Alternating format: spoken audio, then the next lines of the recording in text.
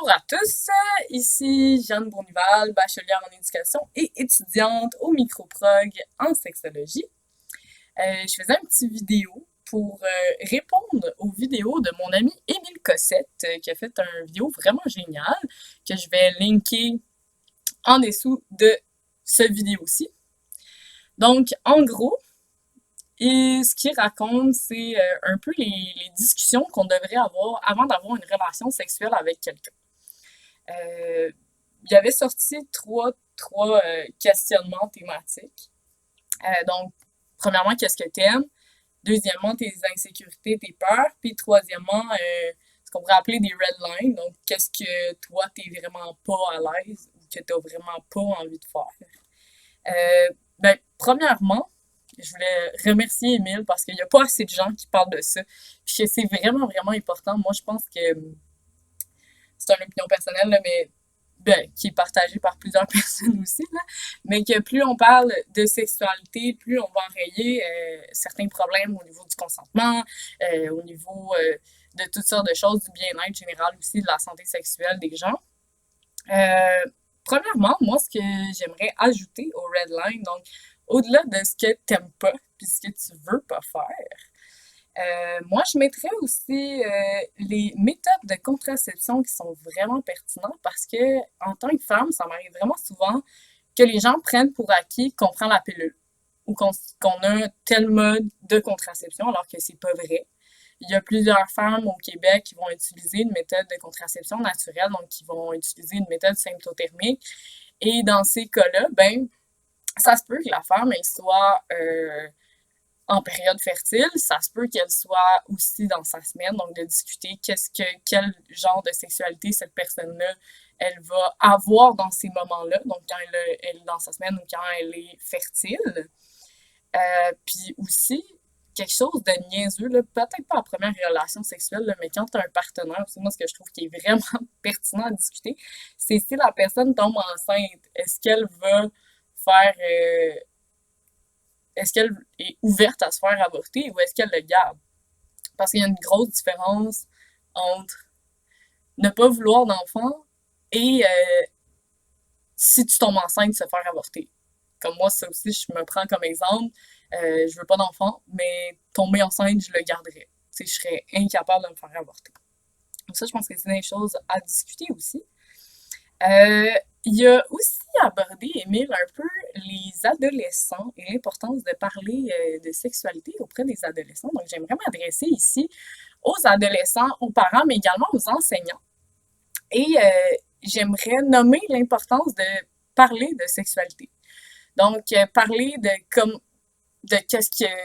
comment ils sont à l'aise, de qu'est-ce qu'ils aiment, que les adolescents et les enfants sentent qu'ils ont un espace sécuritaire pour pouvoir parler de ces choses-là parce que les adolescents débordent de questionnements et c'est normal. Aussi, de parler de nudité sans que ce soit vulgaire parce que une partie du corps, c'est pas vulgaire. OK? Les cuisses, c'est pas vulgaire. Des mamelons, c'est pas vulgaire. C'est qu'est-ce que tu fais avec qui peut être vulgaire, là. Mais à la base, parce que quand on nomme ces parties du corps-là, puis qu'on les caractérise de vulgaire, ben ce qu'on fait, c'est qu'on renforce justement les complexes des jeunes filles, puis même des femmes adultes aussi. Tu sais, de dire, ça aide pas nos adolescentes et nos adolescents à ne pas être complexés de parler de leurs mamelons et de leurs cuisses comme si c'était mon Dieu, vraiment vulgaire, puis même certaines personnes parlent de ça comme ils démonisent les cuisses et les mamelons. C'est quand même intense.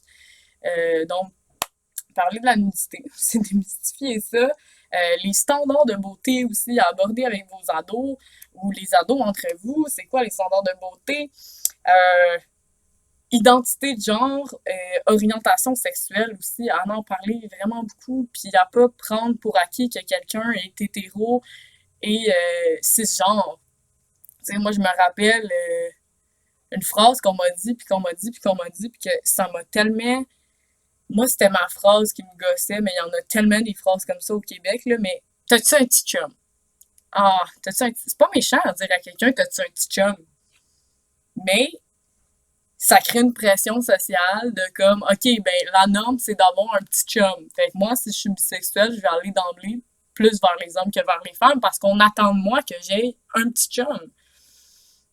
Puis sinon, dites-vous que si vous faites pas ça, si vous parlez pas avec vos jeunes de sexualité, ben eux, leurs questionnements sont pas apaisés. Puis si on leur donne pas de réponse, ben ils vont aller la chercher ailleurs. Ils vont aller la chercher sur Internet, ils vont aller la chercher auprès de leurs amis. Puis c'est peut-être pas le genre de réponse que vous voulez que vos jeunes aillent. Fait que ça, c'était vraiment ma parenthèse sur les ados et les enfants. Puis aussi, moi, ce que j'entends souvent, puis c'est tout à fait correct, c'est que certaines personnes ne sont pas nécessairement outillées pour parler de sexe. Certaines personnes sont pas sont gênées de parler de sexe, n'ont pas envie, ont un complexe, peu importe.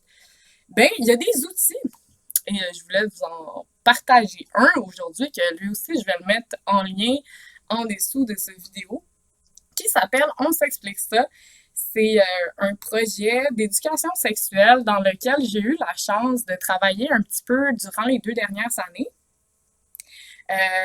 Donc, vous pouvez aller voir le site internet, il y a plein de ressources. Il y a notamment des vidéos sur différents sujets liés à la sexualité, que ce soit les ITSS, mode de contraception, orientation sexuelle, etc. Il y a également des vidéos sur plein de personnes qui ont fait des vidéos sur qu'est-ce qu'ils auraient aimé savoir quand ils étaient jeunes. Ça, c'est super pertinent aussi. Et également, pour mes amis enseignants, il y a également une plateforme en ligne qu'on peut acheter qui est tout du matériel d'éducation sexuelle. Et ce matériel-là a été vraiment calqué avec ce que le ministère de l'Éducation attend de l'éducation sexuelle dans les écoles. Donc, c'est vraiment à l'image. Donc, ça aussi, je le recommande. Donc, allez voir ça, on s'explique ça. Également, troisième point, j'avais 3 points à jaser par rapport aux vidéos à mon ami Émile. Donc, mon troisième point, c'est que ce dont il parle dans son vidéo, c'est vraiment incroyable. Puis je souhaite à tout le monde d'atteindre ça.